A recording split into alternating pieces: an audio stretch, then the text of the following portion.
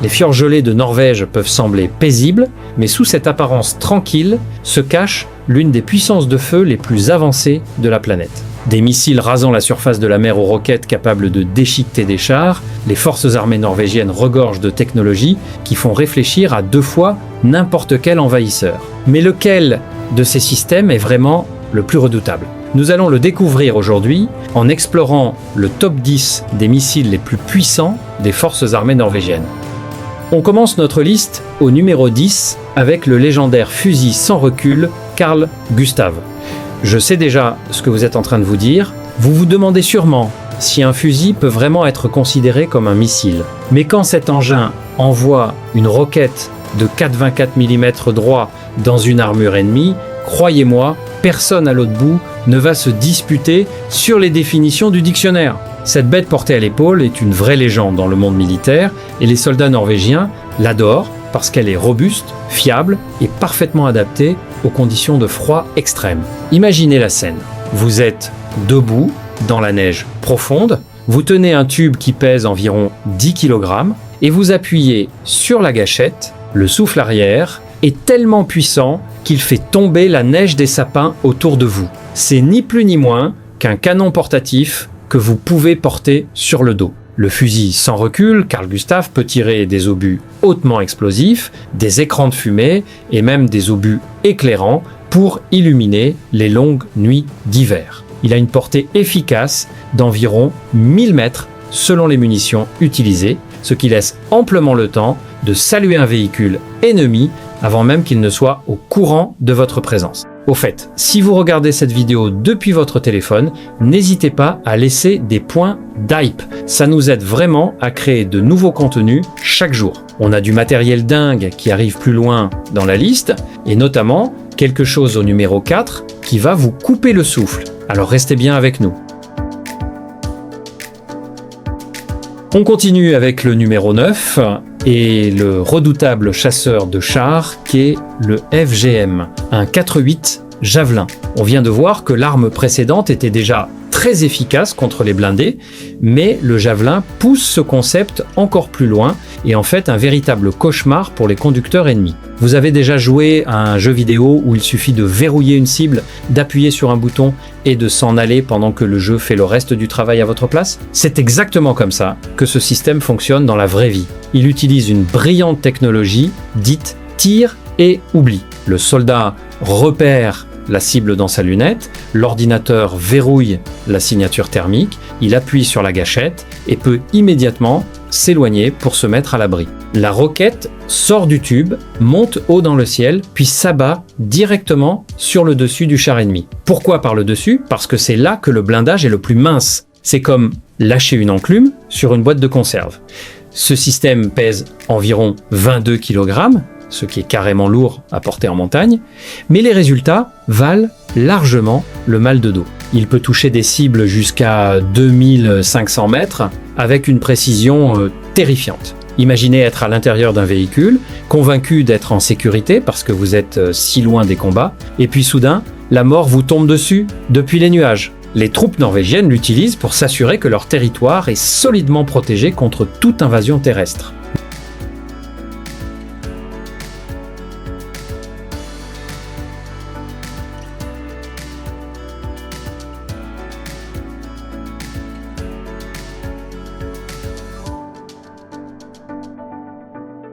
Il arrive en trombe au numéro 8, c'est le Mistral.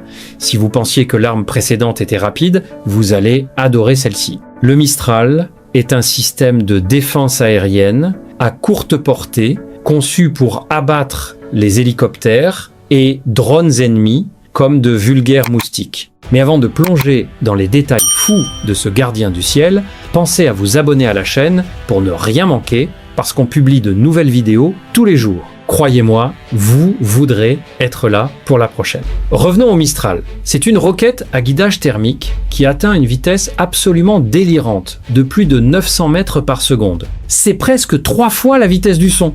Si un pilote ennemi pense pouvoir faufiler son hélicoptère à travers une vallée rocheuse en Norvège, cette arme va sérieusement lui faire reconsidérer ses choix de vie. Elle a une portée d'environ 6000 mètres et est guidée par un capteur infrarouge logé à la pointe du nez. Elle fixe littéralement le moteur chaud d'un aéronef et refuse de le lâcher des yeux jusqu'à ce que la mission soit accomplie. La tête militaire ne pèse que 3 kg, mais elle est bourrée de centaines de fragments métalliques qui déchirent la cible à l'impact. Elle se monte généralement sur un petit trépied, ce qui permet à 2 soldats de l'installer sur une colline enneigée en quelques minutes seulement. À quoi bon une gigantesque et coûteuse station radar quand vous avez 2 gars avec un trépied et un missile thermoguidé? C'est la fête surprise ultime pour les aéronefs volant à basse altitude.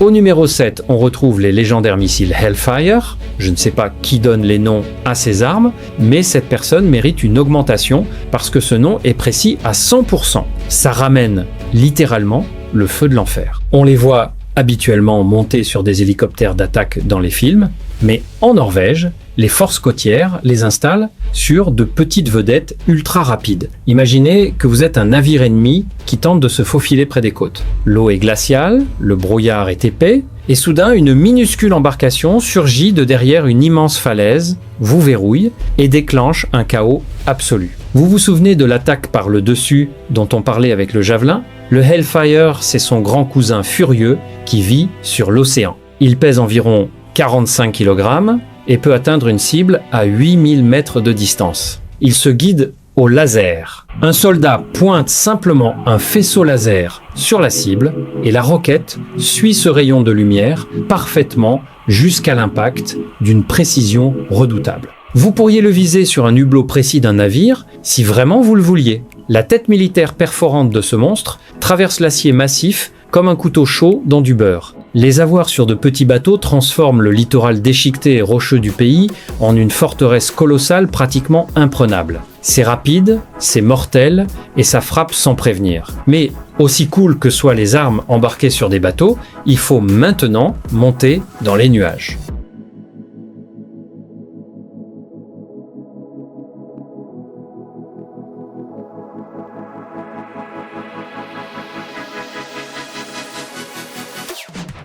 Il s'envole jusqu'à la 6e place, c'est l'AIM 9X Block 2 Sidewinder. Si vous êtes fan de chasseurs à réaction, vous connaissez forcément ce nom. L'armée de l'air norvégienne pilote les incroyables chasseurs furtifs F-35. Et voilà l'une de leurs armes préférées à emporter. Le Sidewinder est un missile RR. C'est à dire qu'il est tiré depuis un avion de chasse pour en détruire un autre. Mais ce n'est pas n'importe quelle roquette. La version Block 2 est tellement intelligente que ça en devient presque inquiétant. Elle dispose d'une fonction spéciale appelée vectorisation de poussée. En termes simples, les gaz d'échappement à l'arrière peuvent s'incliner et se déplacer, ce qui permet aux missiles d'effectuer des virages extrêmement serrés. La plupart des missiles doivent décrire un large arc pour changer de direction. Mais le Sidewinder peut pratiquement faire un salto arrière en plein vol. Il vole à environ 850 mètres par seconde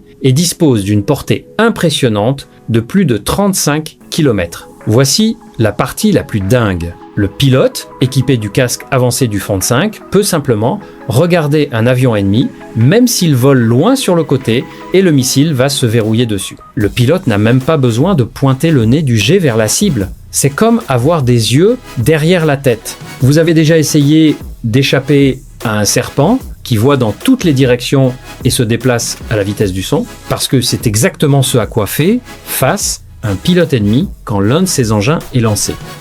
Il s'écrase en 5e position, c'est le système de missiles guidés Que-239 Chunmoo. On s'éloigne maintenant des roquettes individuelles pour entrer dans le domaine du métal lourd. Il s'agit d'un système de lance-roquettes multiple qui est en gros un immense camion avec une boîte géante de destruction pure fixée à l'arrière. Quand la Norvège cherche à renforcer sa puissance de frappe à longue portée, c'est exactement ce genre de système qu'elle recherche. Vous connaissez l'expression « faire pleuvoir » ? Eh bien, ce camion fait pleuvoir de l'acier lourd. Il peut embarquer des roquettes de différentes tailles, mais les guidés standards ont un calibre de 239 mm. Ce monstre peut frapper des cibles à une distance ahurissante de 80 km. L'équipage peut rester confortablement dans la cabine blindée du camion, appuyer sur quelques boutons et envoyer une gigantesque salve de roquettes hurler à travers le ciel. Vous vous souviendrez que on avait plaisanté sur le souffle arrière qui fait tomber la neige des arbres. Quand le Chunmoo tire, c'est comme si un vrai tremblement de terre se produisait. Le bruit est si fort qu'il vous vibre dans la poitrine. Chaque roquette dans le pod est guidée par un système de positionnement global, ce qui signifie que même depuis 80 km, elles atterrissent exactement là où elles doivent atterrir. C'est l'outil ultime pour neutraliser des bases ennemies, des zones d'approvisionnement ou de grands groupes de véhicules avant même que les troupes alliées n'aient à s'approcher.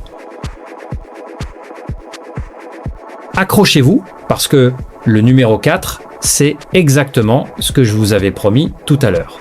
Voici le Joint Strike Missile, le JSM. Ce bijou d'ingénierie est un chef-d'œuvre absolu. Avant de vous révéler pourquoi cette arme change complètement la donne, pensez à appuyer sur le pouce en l'air. Ça nous aide vraiment et ça fait grandir la chaîne pour qu'on puisse vous proposer ces analyses militaires tous les jours.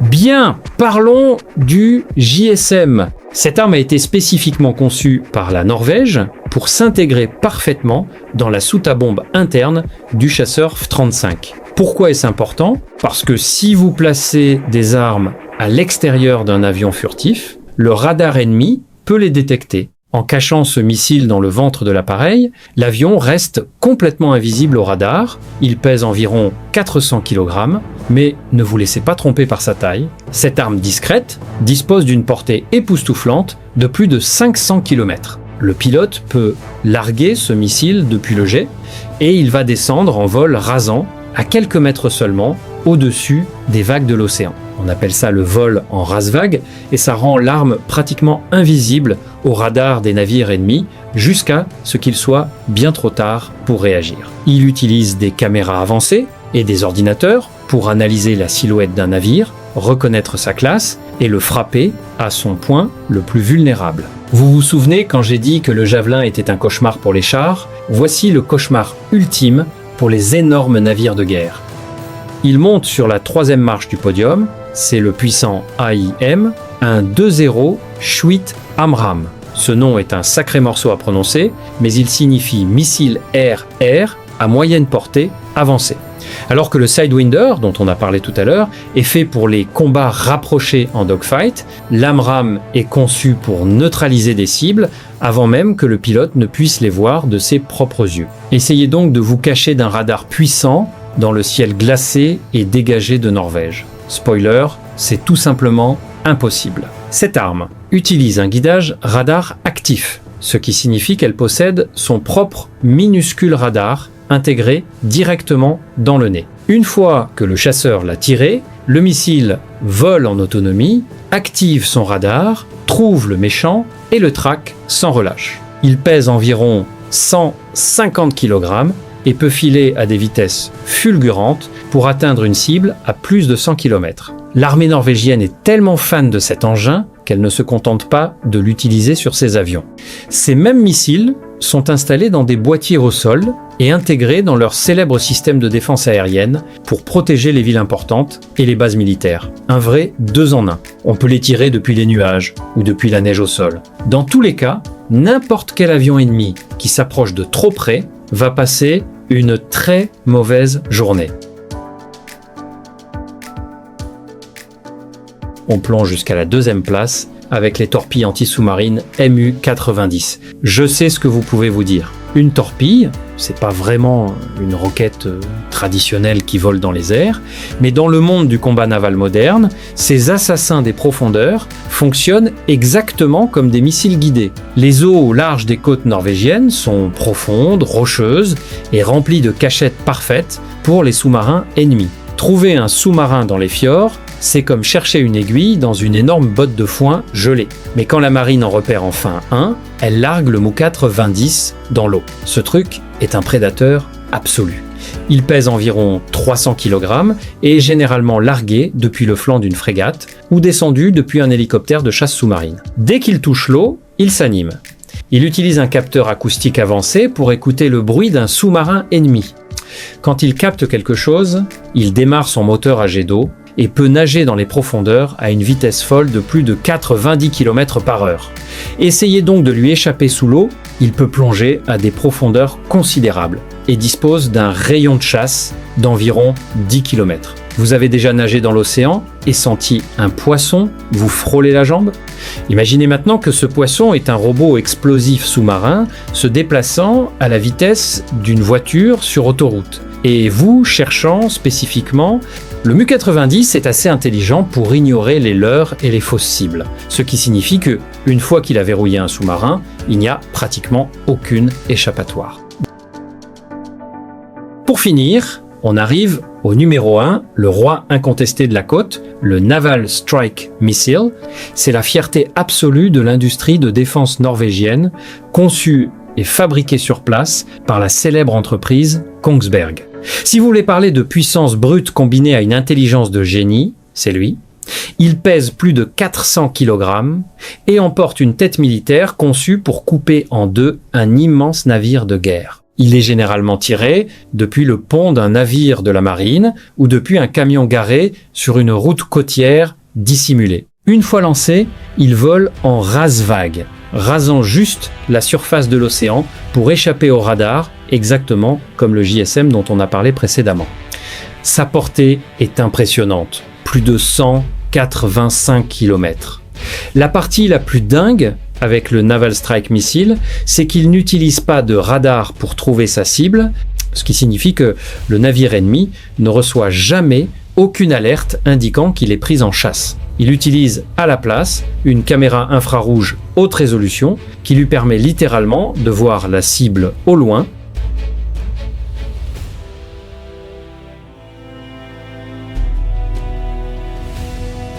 Et voilà mes amis, voici les 10 meilleurs missiles des forces armées norvégiennes. Lequel de ces engins vous a vraiment impressionné? Dites-le nous dans les commentaires. Et n'oubliez pas de liker et de vous abonner si vous voulez voir encore plus de classements comme celui-ci.